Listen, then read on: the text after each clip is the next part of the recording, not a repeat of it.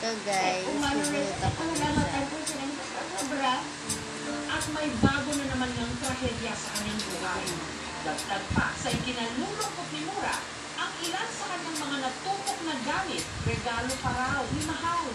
Kung binili ko ng tigaan na plastic, binili ko pa yun.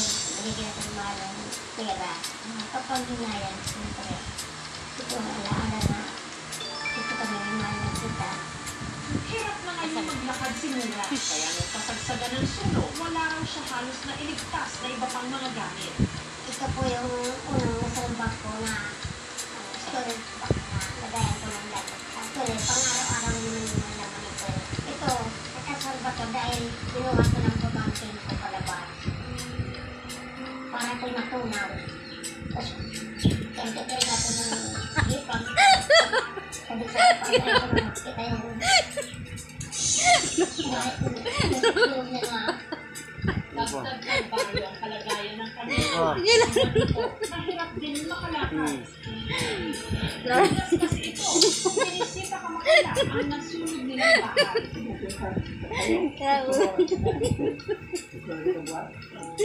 Gayun, ipinagpapasalamat pa niya na kaligtas silang lahat.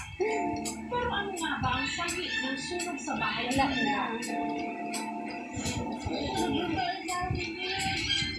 Okay, guys, bye-bye. Bye-bye. Ang isa sa mga kwarto sa ikalawang palapag.